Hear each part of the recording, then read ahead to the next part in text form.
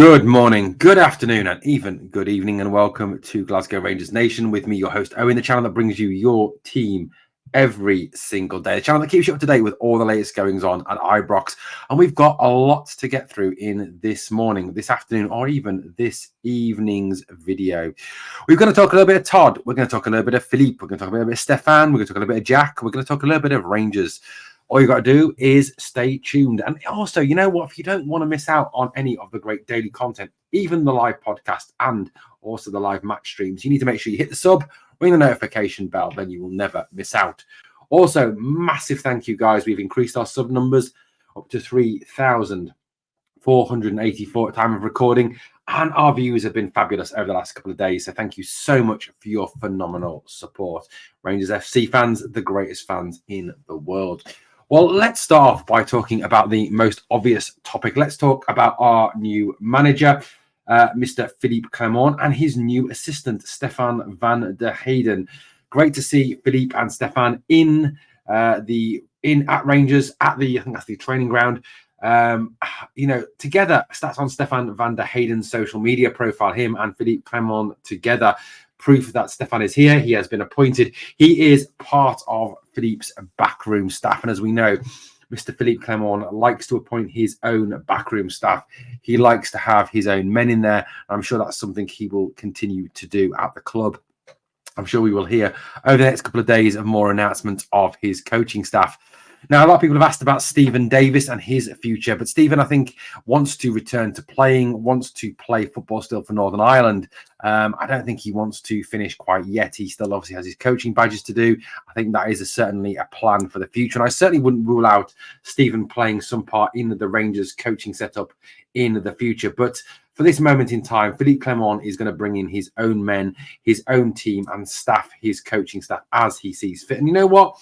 If we want the best of him, if we want to give him the best possible opportunity to succeed, that is the best thing to do. Allow him to appoint his people, allow him to get his people into key places, and allow his people sorted. Obviously, Clement was unveiled yesterday, Sunday, some fabulous pictures on the Rangers X, Twitter, whatever you want to call it, app. With him with a Rangers scarf on, with him with Rangers shirt, club tie on there. And do you know what gets me? Some people criticising his dress with the fact that he was wearing jeans, a shirt, and a t-shirt. You know what? He's a European. Let him dress how he wants. He is from Belgium. You know what? Countries have different styles. They have different ways of dressing. They have different views of what is acceptable. Let's just get over it, guys. He doesn't need to wear a suit. He's a manager. As long as he performs on the training ground, as long as he performs on match day, on the field, I couldn't give a monkey's what he's wearing. He could wear a bin bag for me as long as he succeeds as our manager and delivers what we all want, which is silverware to the club. Obviously, you know, he meets the media on Tuesday, apparently, with the chairman, and then on this morning, he will meet the players. Now, there's obviously players away on international duty, like Abdallah Sima, for example, and John Souttar with Scotland. Congratulations to Scotland on qualifying for the European Championships, by the way. So, look, he will have time to meet the players, start to introduce his ideas, start to work with the players and get across what he wants. And what is exceptionally positive for Philippe Clement moving forward is the fact that players are starting to return from injury. One of the things that's really held Rangers back, I think, over the last few weeks in terms of style of play and in terms of results has been the fact that some of our more talented players, some of our more creative, some of our better talented players have been out injured.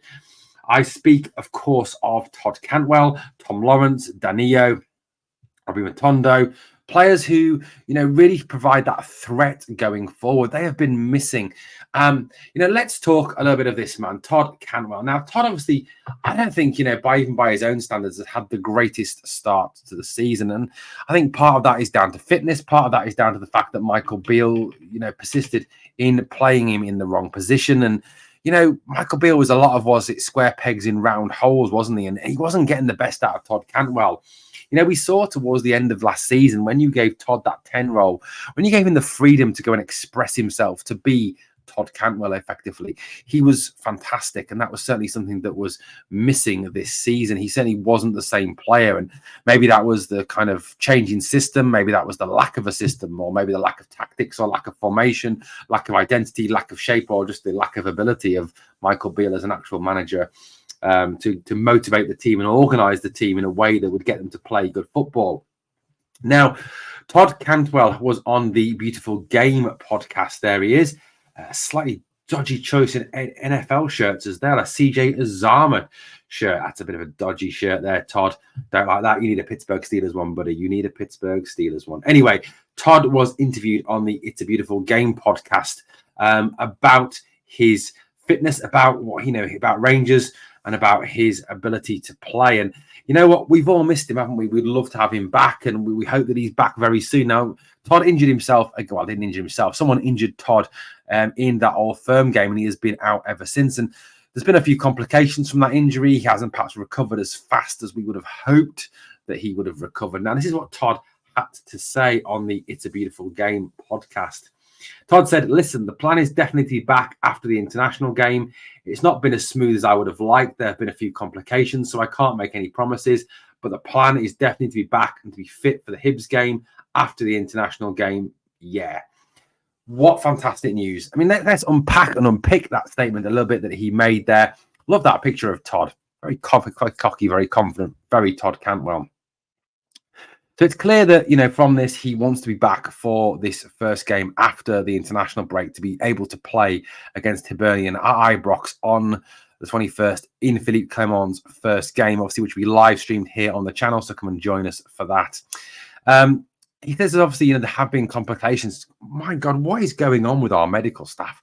Why is there always complications with Rangers injuries? Why do, you know, can't we just have players that are injured, have treatment, get better, come back and play? There always seems to be complications. Is this misdiagnosis, mistreatment?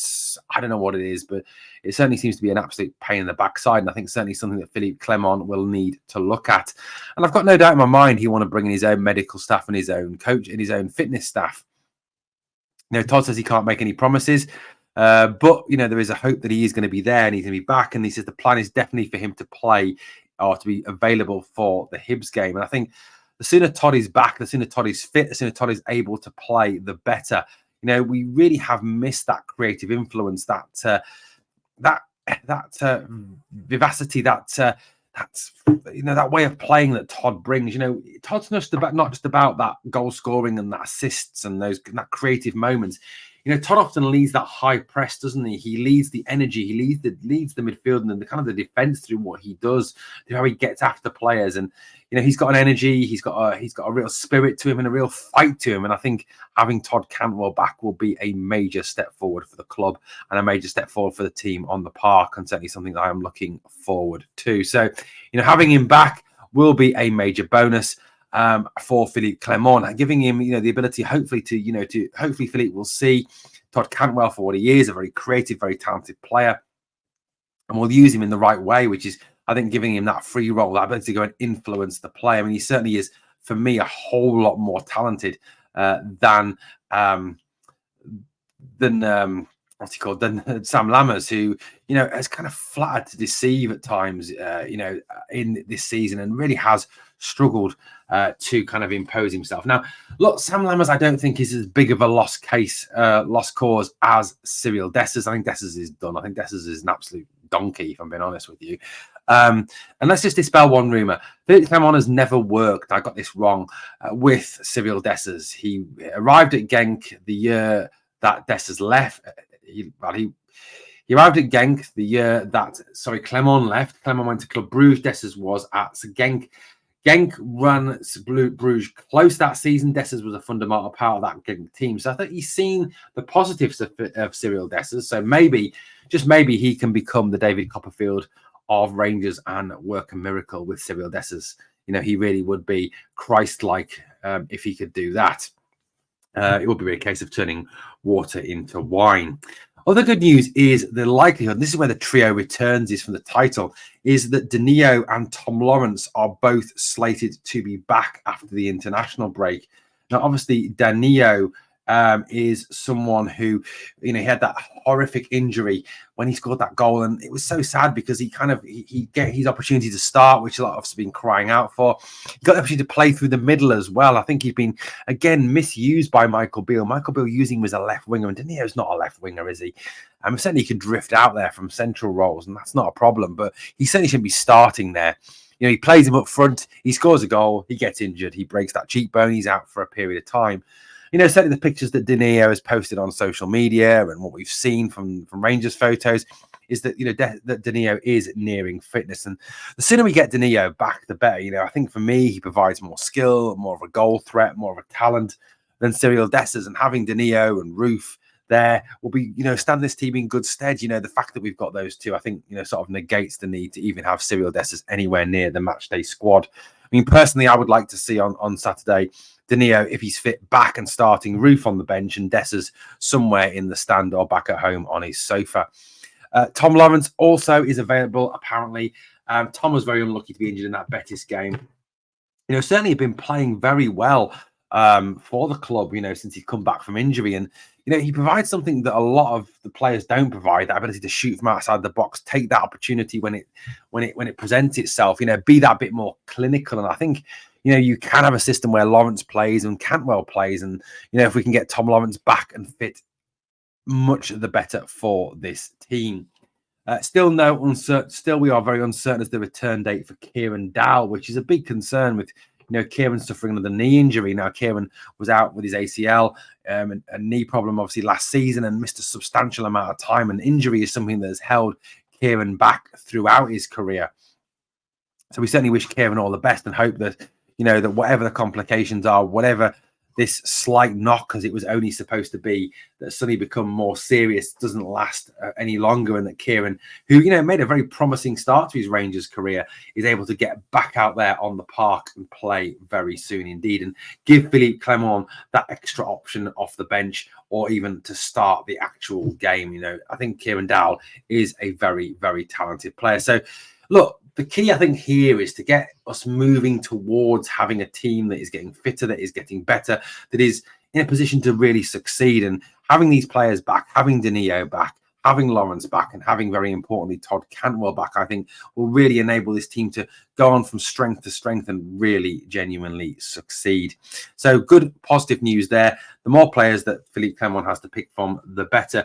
And the more opportunities we give him to try and succeed. Philippe has talked, didn't he, in that interview about wanting more time, needing more time to actually, get this team to adapt to what he wants and how he wants them to play, and have a fluidity to the way they defend, a fluidity to the way they attack, and a fluidity to the way they change positions as well.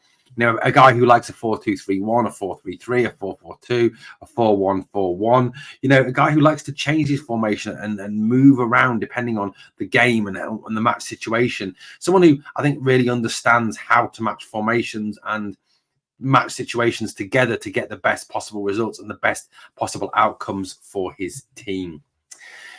Now, let's talk a little bit about the guy who has been probably the only decent. Obviously, I think we can't sort of talk about Danio here because Danio has been out injured. But let's obviously, talk about Jack Butland, who for me has been the best signing we've made this summer. He's been phenomenal, hasn't he? Jack Butland is a class act, a quality goalkeeper. And I think, this is a former England international. And I think, you've only got to look at Jack on a match day to see what a leader he is, what a presence he is. Obviously, we don't see him in the dressing room, and I'm sure he is very much the same. You see him, don't you, getting his hair off, yelling, shouting at his defenders, demanding the best, demanding more from them. And for me, Jack is a great talent. Now, according to reports in the media, Birmingham City, who have a new owner in Tom Wagner, and who are a man I cannot stand, Tom Brady. Those of you who are aware of the NFL, he's a former New England Patriots quarterback, former Tampa Bay Buccaneers quarterback, a guy who I absolutely hate with a passion, is involved with the club. Now, anyway, they, I think, rather unfairly sacked John Eustace with Birmingham 6th in the table and appointed Wayne Rooney, someone who has got a very dodgy managerial record. Now, according to the reports in the press, Wayne Rooney, who looks like to state there, is interested in signing Jack Butland from Rangers. Obviously, Butland was previously with Birmingham. He began his career at Birmingham and had a loan spell back at Birmingham.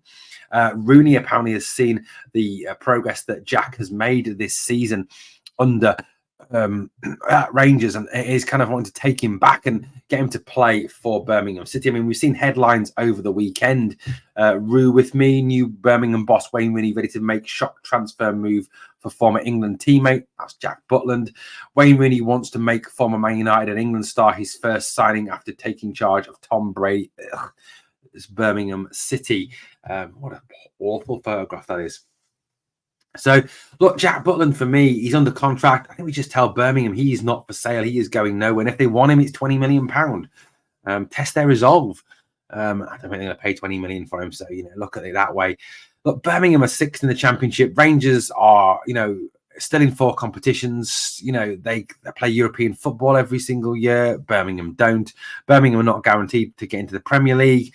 Rangers are guaranteed to compete for silverware every season. For me, it's a no-brainer. Why would Jack Butland want to go there? Jack Butland, look, unfortunately, we are in a situation where Rangers are part of a trading model.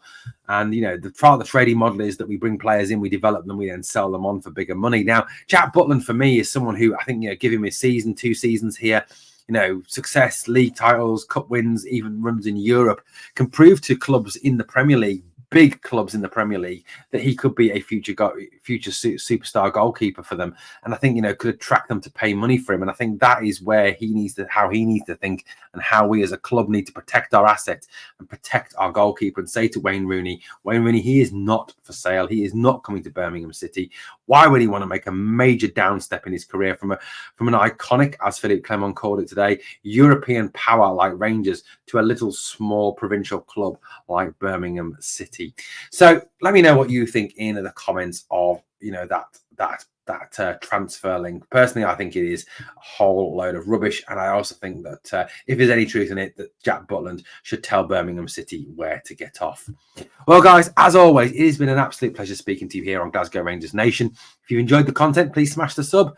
Obviously, if you can, ring the notification bell so you never miss out on the daily videos, the podcast, and the live streams, all for free. We don't charge you like some channels. We're not Patreoning. We don't charge you a penny. If you do want to support the channel, if you do want to give a little bit of cash to help support the channel, there's the membership for 99p a month, or there's the super thanks button you can smash and obviously donate a little bit of cash to support the channel. But if you don't want to, that's absolutely fine, guys. I'm quite happy with you just watching the channel and viewing it. Thank you so much for watching Glasgow Rangers Nation.